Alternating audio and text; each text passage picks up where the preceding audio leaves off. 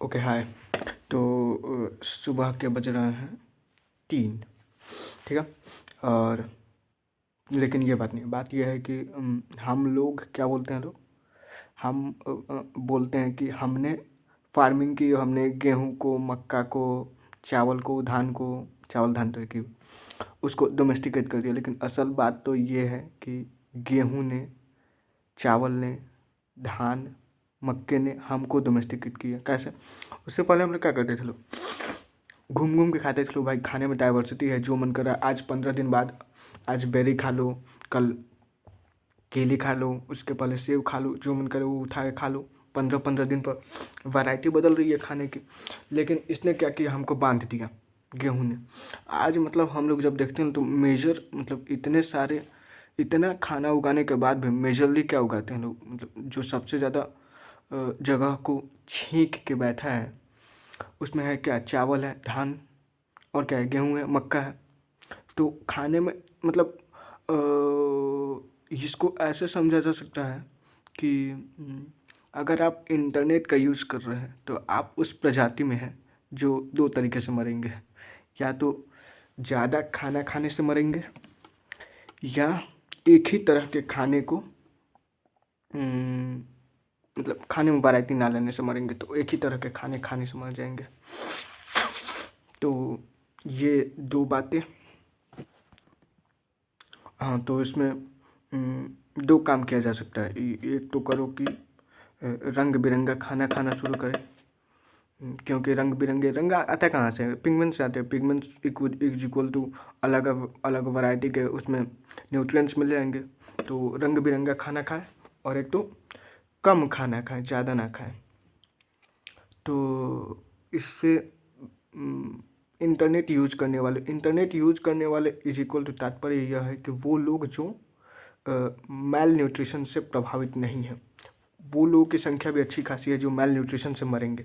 लेकिन अगर आप इंटरनेट यूज कर रहे हैं तो आप या तो एक ही तरह के खाना खाने के से मरेंगे, या ज़्यादा खाना खाने से मरेंगे।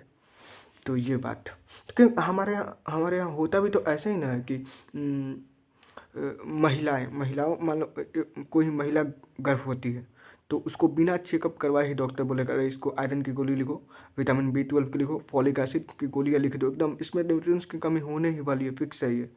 तो एक तो कम खाएं और रंग बिरंगे खाएं, क्योंकि महिलाओं को उतना न्यूट्रिएंट्स मिला नहीं, तो उनको रंग बिरंगे खाने को मिला नहीं। एक तरह के चावल खाओ, एक ही तरह के गेहूँ खाओ, और फिर दवाइयाँ खाओ। तो दो बातें फिर से कि भूल गए। हाँ, तो दो बातें ये थी कि खाना कैसे खाएं, ये पुराने लोगों से, बंदर चाचा लोगों से सीखें। हालांकि बंदर हमारे चाचा नहीं थे, बंदर चाचा के भाई थे। तो पुराने लोगों से सीखना है कि खाना कैसे खाएं, क्योंकि खाने में डाइवर्सिटी लाएं।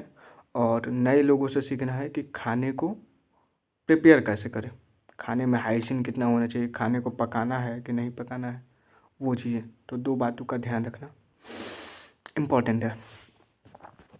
हाँ, अब दूसरी तरह की बात करते हैं। तो छोले चावल पसंद है? तो छोले तो इंडिया का नहीं है। काबुली चने पसंद होंगे? अरे वो तो काबुल से आया है। मिर्च मिर्च टमाटर आलू के बिना खाना बनाने का सोच सकते हैं? अरे नहीं, लेकिन वो तो 500 साल में इंडिया में नहीं था। राजमा चावल, राजमा तो बाहर से आया है। तो क्या है इंडिया का? तो इंडिया का है जब हमने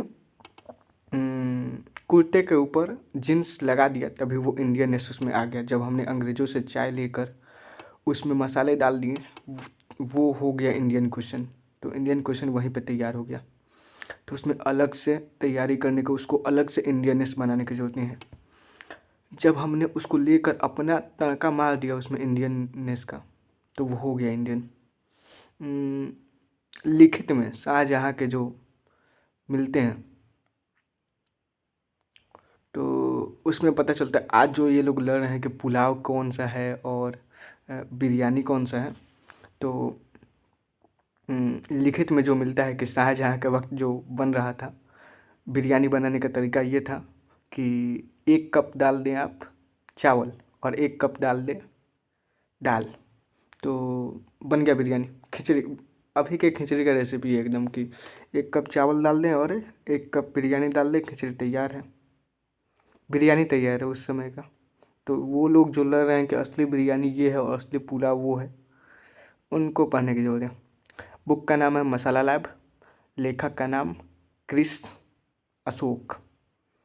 और पढ़ने का मन नहीं है तो बुक का PDF उठाएं, AI को दे दें, AI बना कर देगा उसका पूरा कि क्या क्या इसमें ज़रूरी पढ़ने लायक था।